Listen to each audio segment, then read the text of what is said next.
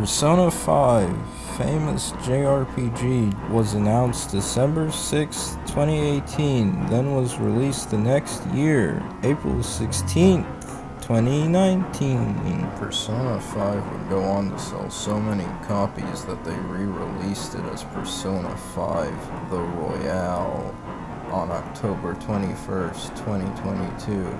Ripping off popular games such as Fortnite Battle Royale and Persona 4 The Golden. This game was so popular that on the same day it was made, Joker from Persona 5 got into Smash. So clearly this is a good game.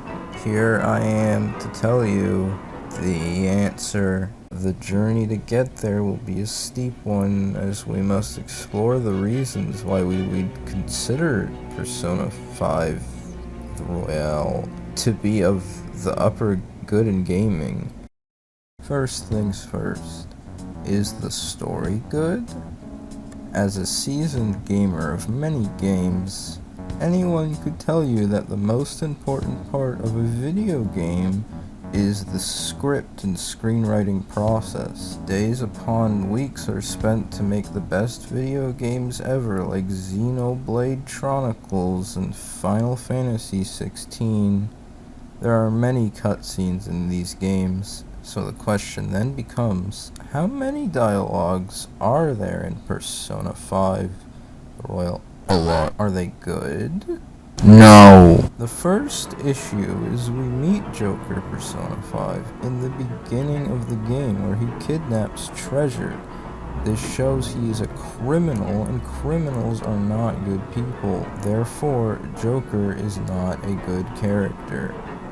We meet his partner Ryuji, who is the only good character, but then we meet Anne, a stupid girl who can't even do math correctly and has no character development. For the uninitiated, character development is when a character goes from point A to point B.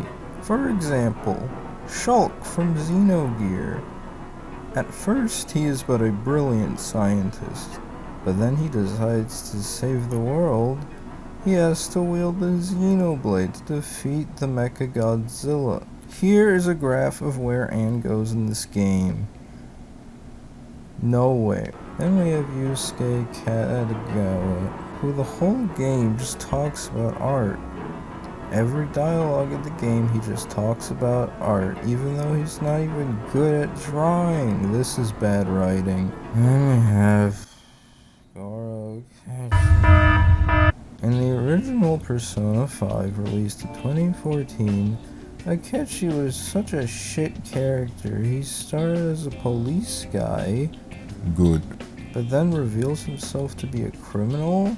Not good. Sadly, friends, while people will tell you in the Royale he is much better, he is actually not. Instead, when he becomes a bad guy, a criminal, he does not repent for his actions in prison, but instead we are told to kill him in one-on-one combat because stupid Joker thinks he is the only criminal allowed. This is just lazy writing, because now instead of being arrested, Joker manipulates society and blackmails a therapist for money, and we are expected to root for him. Bad writing. Persona 5 hates holding these stupid characters accountable, so sadly I have to say the story is not good. But alas, even a bad story game can be saved by a good gameplay. So how does Persona 5 compare to its predecessors? Results may shock you. They use a lot of reds in Persona 5 to indicate that they are cool and edgy.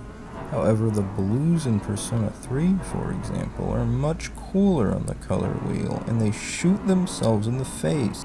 The coolness of Persona 3 can't be topped simply.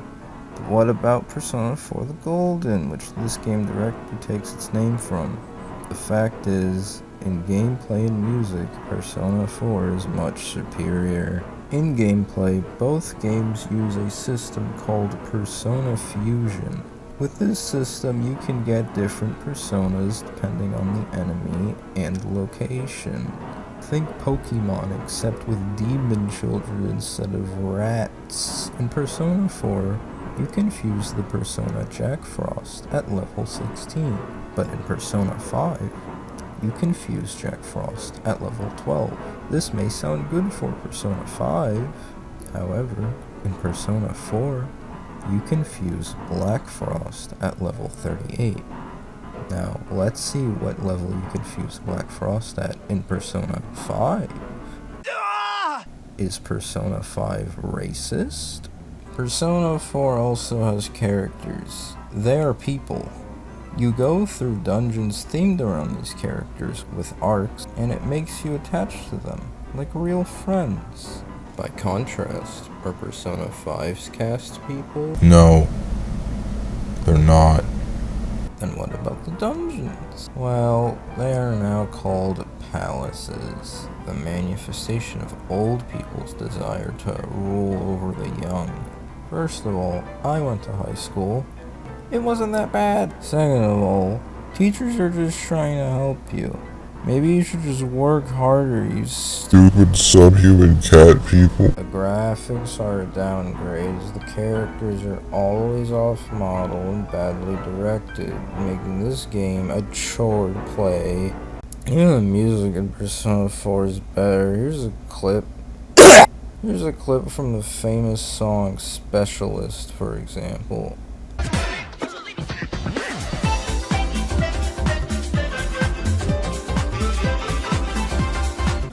Now, a clip from the infamous Last Surprise, the main battle theme of Persona 5, which you have surely heard echoing on anime fans' earbuds since 2019.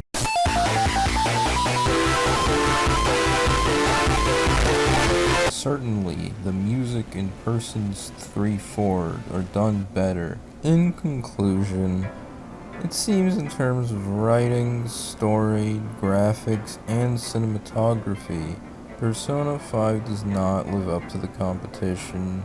You are free to disagree, but instead, how about you play a good game like Bayonetta 3, Naruto Shippuden Ultimate Ninja Storm Revolution, Citizen Kane, or even Persona 4 and 3, which are coming to mobile early 2023.